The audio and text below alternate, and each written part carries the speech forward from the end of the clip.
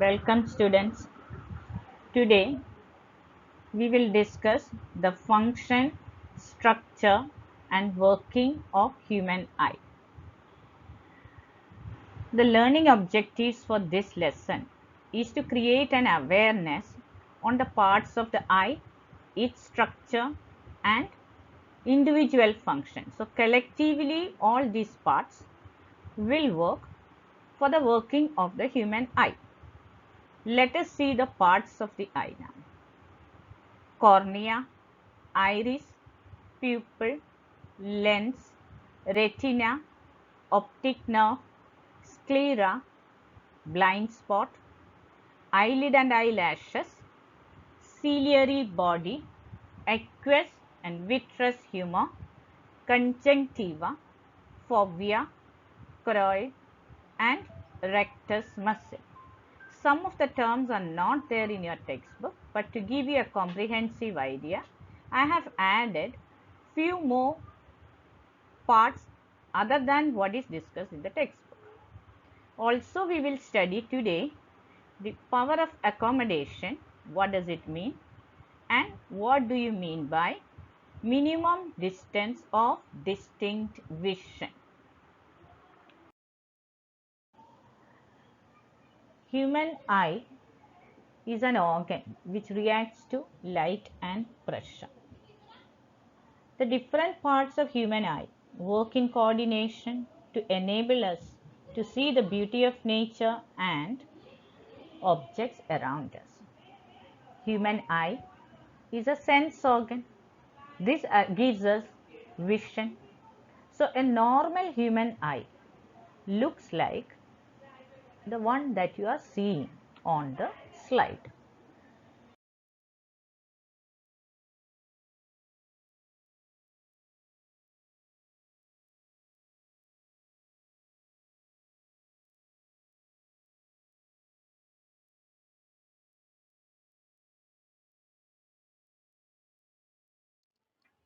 You can see cornea on the screen now. What is cornea? It is a transparent cover, a bulge or a membrane on the surface of human eye or eyeball. Cornea acts as a fixed lens. The light enters into your eye through cornea. So we repeat the transparent covering of the front part of the eye, which allows the passage of light into eye, and it functions as a fixed lens. We all know that when light enters from one transparent medium to another transparent medium, refraction of light occurs at the surface of incidence, or we can say at the point of incidence. Here, when the light enters our eye, maximum amount of light is refracted at the surface of the cornea, because light comes from air and it enters into a material. So the refraction takes place at the surface of cornea. Hence, cornea function is that it allows the passage of light into the eye, and also it focuses the light. Important part of eye is iris. Iris is a dark, fleshy, muscular diaphragm behind the cornea. I repeat, it's a dark, fleshy, muscular diaphragm. And where is it located? Behind the cornea. You must have seen people with different color for the eye. The color of iris is responsible for it. That means different people have different color for their iris. Iris controls the amount of light entering the eye partially. So, what is a function of iris? We can say that it controls the amount of light entering the eye.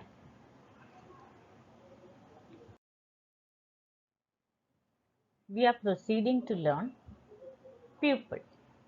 How do you describe that? It's a black hole in the iris. Can you see the pointer moving towards that? You please observe the position of pupil. And this is a small opening of variable diameter situated at the center of iris. So, regarding location, the pupil is at the center of iris. Regarding the size and structure, it's a very small opening having variable diameter. How is pupil useful to us? This is also regulating and controlling the amount of light entering the eye. Pupil size is controlled by iris muscles. Now, on the screen, you can see a picture here where it's written the dilated pupil and contracted pupil. So, now we will discuss further about it. When does the eye or the pupil contract or when does it dilate?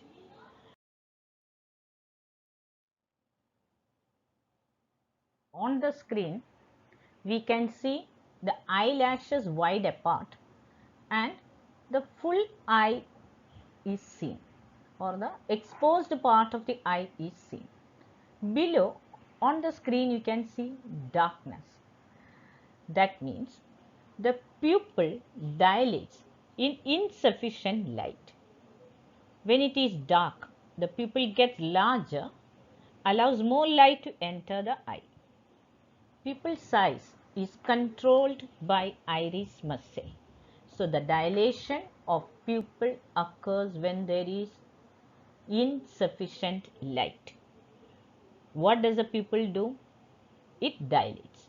Pupil size is controlled by iris muscles, or we can say that iris muscle is responsible for the expansion and contraction of pupil. So we will discuss how does the pupil contract. You can see the bright sunlight and the eyes are not wide open here. The eyelashes or the eyelid is trying to close the eye. If light falling on the eye is too bright, then the pupil contracts, gets smaller. This helps the entry of less amount of light into the eye. All of you must have noticed this or experienced this, that in bright sunlight we don't leave our eye wide open. That means the pupil contract and allow only very little amount of light's entry into the eye. Revising again about the refractive structures of eye. Which are the structures that bend the light so that we get a very clear image? The various structures that facilitate the refraction of light to get a clear image on our retina are tears, cornea and lens. We will study in detail about the lens working later. We are now able to see the interior part of the eye also. But using this slide, we will study in detail the lens. Eyeball is approximately spherical in shape. The screen shows that it is almost like a ball or a sphere. So, we say that it is spherical in shape. The diameter of a normal eye is about 2.4 centimeter. See, the pointer is moving around and you saw the diameter now, that is almost 2.4 centimeter. When we come to the lens, this lens is a double convex lens. I hope you remember what is a double convex lens. Both the surfaces are bulging out. So, for the lens that you see on the screen, at the center it is broad and at the edge or at the corners it is thin and the surfaces bulging out. So, we say that it is a double convex lens.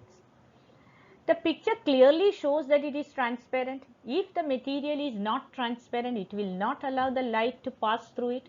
So, again, double convex as description, then it is transparent by structure or the material is such a way that it allows the passage of light through it. So we also say it is crystalline. Where is it located?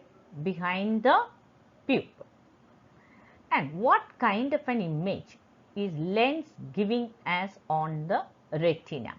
We studied in detail about the nature of image formed by convex lens in the previous modules. Convex lens forms generally a real inverted image, except in one case, that the object is placed within the focal length of the lens. So over here, when you view a distant object or a nearby object, you get an image here formed by the convex lens of our eye. So we can summarize that our lens or the human lens is double convex, transparent, crystalline, and located behind the pupil. It forms a real inverted image on the retina. Retina is the screen, the interior part of the eye, and is capable of adjusting the focal length because of its nature, because of its structure. It adjusts the focal length to form a clear image.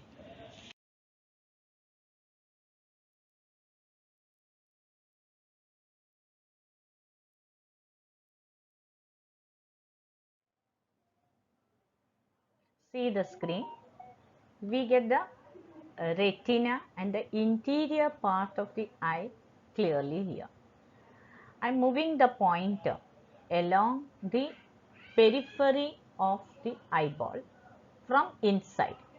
Now this region, you have to see the pointer, is the retina, which is a screen of the eye, and there itself you can see the optic nerve also, which we will study in detail in the following slides. The screen inside the eye on which the lens casts the real inverted image is called retina. Retina is made up of light sensitive cells, and this is a very delicate membrane having receptive cells. Which are these receptive cells? The rod cells and the cone cells. These are light receptive cells. That means it responds to the light when it falls on the retina. These cells get activated upon illumination, that is, cells get excited when light falls on them. They generate electric signals. So, rods and cones convert the light waves into electrical signals. See the key words or the points written on your slide. What is retina? It is the internal membrane of the eye. What does it constitute of? It contains light receptive cells. Which are the light receptive cells? Rods and cones. When we say light receptive cells, how do they work? They convert the light into electrical signals. How the electrical signals is made use of, we will study in the following slides.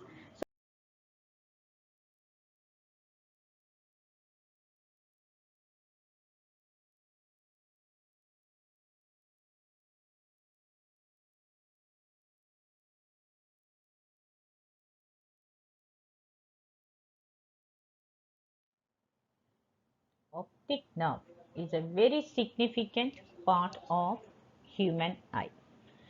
Optic nerve transmits electric impulses from retina to the brain. Then the brain interprets these signals and processes the information in such a way that we perceive the object as they are. Brain takes an inverted image and flips it, so we see the object as they are. So previously we studied that the human lens form a real inverted image on the screen. We are not seeing an inverted image of what we see before us. We see as it is. How does this happen? Optic nerve plays an important role here. Brain plays a major role in this. That is, optic nerve transmits the electrical impulses from the retina. On the retina, it was rod cells and the cone cells that made that electric signals. Then from the retina, optic nerve transfers it to the brain, and brain takes this inverted image and brain flips it so that we can see as they are. What is a function in short? Optic nerve transmits electrical signals from retina to the brain. See this image. We can see iris, which is a blue colored shaded region outside. Then the small hole, that is the black spot. Here you can clearly see that, which is the pupil, and the white region around this is the sclera. So sclera is a tough white skin which is made up of tissues.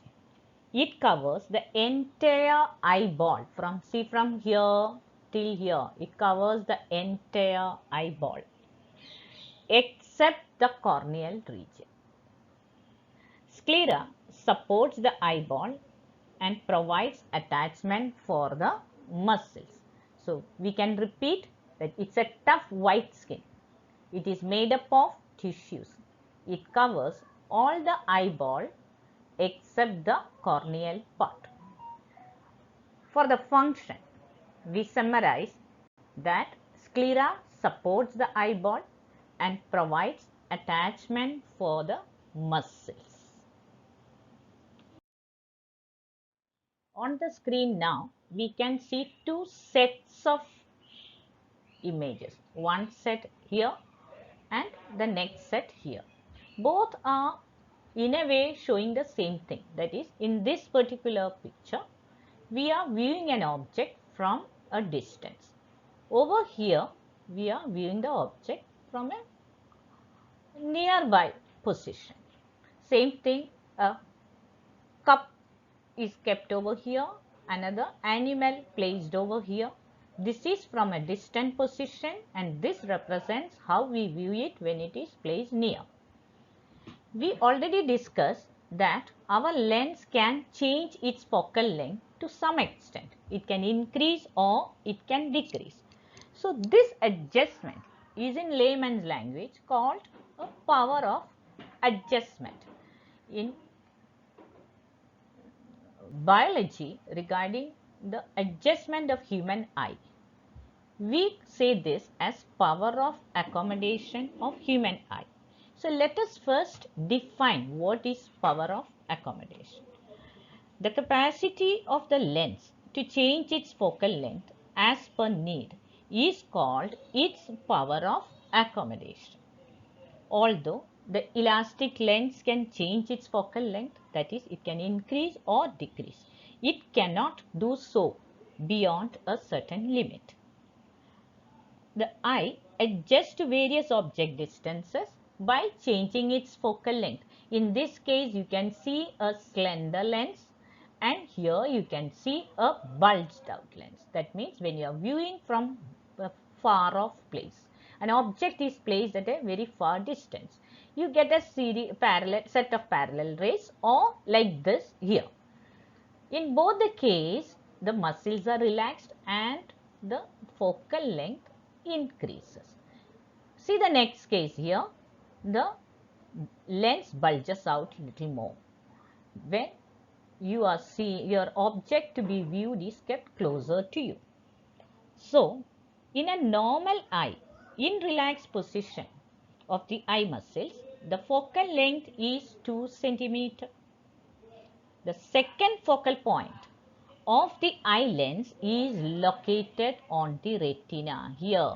The second focal point is on the retina. I am moving the pointer to all four images. See, here it's clearly written F. This is the focal point, second focal point of the eye lens. Where does it lie? On the retina. In relaxed eye muscle situation, eye lens becomes thin. See over here, comparing these two images, the lens is thinner when you see the object placed at a distance. In relaxed eye muscle situation, eye lens becomes thin. Eye can form sharp image of objects situated at the infinite distances. For this, the lens becomes thinner and refracts the light less. So the refraction is less over here. See, the light rays are coming from far here as well as here. It's coming from. But they are refracting less. And where do they meet? On the retina. Both the cases. See, they meet on the retina. They converge on the retina. For this, the ciliary muscles relax and suspensory ligaments tighten. They hold it together. The ciliary muscles relax and the suspensory muscles or the ligaments tighten. The focal length of the eye lens decreases while viewing a nearby object. That is, again see how I am moving the pointer. This is that situation. You are viewing something from a nearby position and the lens bulges out, the focal length decreases.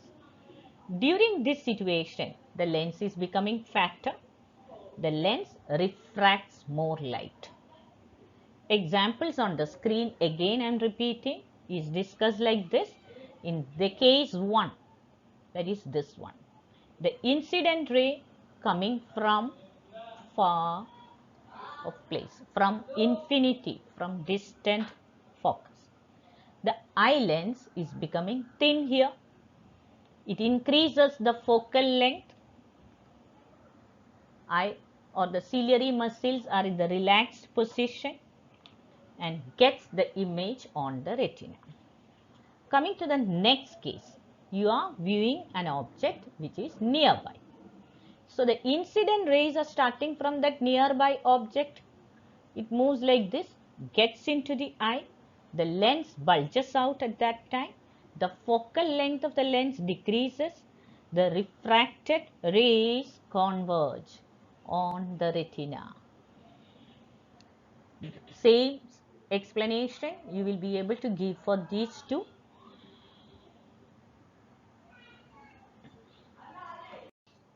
The minimum distance of distinct vision. What is this? Minimum distance of an object from eye at which the object can clearly see without causing any strain to the eye is called least distance of distinct vision. So for a normal eye, it is 25 centimeter and the far point of human eye is at infinity. That means you are bringing your textbook very close to your eye, you experience a strain. But if you keep it at a distance of 25 centimeter from your face, you will be able to read this comfortably. That is the minimum distance at which the object should be kept so that you can see the object clearly without causing any stress to the eye. And that distance is known as least distance of distinct vision. Slide, you can see different parts of eye. I will give you a very simple explanation to these parts. We will begin from eyelid. Eyelid is a thin layer of the skin that covers and protects the eye. The eyelid contains a muscle that retracts the eyelid to open the eye either voluntarily or involuntarily. That all of you have experienced the eyelid getting closed or you open the eye. without your conscious decision. Next is ciliary body, which includes ciliary muscles and ciliary epithelium. Ciliary muscles control the shape of the lens. Ciliary epithelium produces aqueous humor and is produced in the non-pigmented portion of the ciliary body. Then we come across eyelash. The human eyelids contain a row of eyelashes that protect the eye from dust particles, foreign bodies and perspiration. Cornea, pupil, we have already discussed in detail. I am not going to these parts function or position, or I am not going to give any description regarding that right now. The next part marked over here is aqueous chamber, which contains aqueous humor. It is a transparent fluid containing low protein concentrations. The aqueous humor is secreted from ciliary epithelium. Then comes iris, lens, which also we don't discuss now. Directly we will come to conjunctiva. Conjunctiva is a thin membrane that covers the inner surface of the eyelid and is the white part of the eyeball. Inflammation of conjunctiva is known as conjunctivitis, which you all must have heard of or had experienced. Let us come to the blind spot now. What is the blind spot? When I discussed retina, I did not discuss about blind spot. Blind spot is of the size of a pinhead. In this tiny area where the optic nerve passes through the retina, there are no photoreceptors. That means at this particular spot, no rods or cone cells. Optic nerve we studied already. Come to fovea in our eye is a thin pit. You can see that. It's a very thin pit. It provides the clearest vision. Only in fovea are the layers of retina spread aside to light fall directly on the cones, the cells that give the sharpest image. Retina, everybody is aware of it now. Let us proceed to vitreous humor, that is here.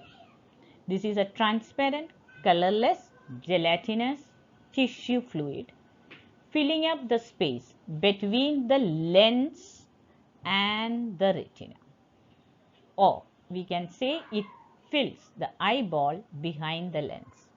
99% of it consists of water and the rest is a mixture of collagen, proteins, salts and sugars. This fluid helps the eye hold its position with light being transmitted through it to the retina. So, this liquid is playing a very important role. Next part is choroid. See the blue region is the vascular layer or a major blood vessel of the eye. It contains connective tissues, lies between retina and sclera. Choroid provide nourishment. Next to that is the choroid. It provides nourishment to the layers of the retina through the blood vessels. So the retina it's a layer which needs nourishment and is provided by the blood vessels adjoining to it. We come to rectus muscle. It moves the eye about the longitudinal axis and the vertical axis according to their position relative to the eyeball.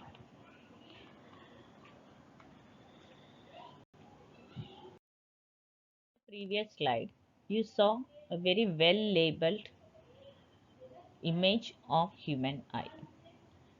Many parts were marked over there and my idea was to give you a very comprehensive awareness about the various parts of human eye. But when you prepare for your examination, you can restrict yourself to the learning of the textual content. Here also, we are discussing blind spot. This is a mere exercise which you can do it yourself and experience what happens. The numbers from 1 to 6 written over here. You close your right eye, look directly at number 3. See whether you can see an yellow spot in your peripheral vision. Then slowly move towards the screen or away from the screen. At some point, the yellow spot will disappear. That means you too do have a blind spot on your retina. Thank you very much. Hope you understood this module very well. Thank you once again.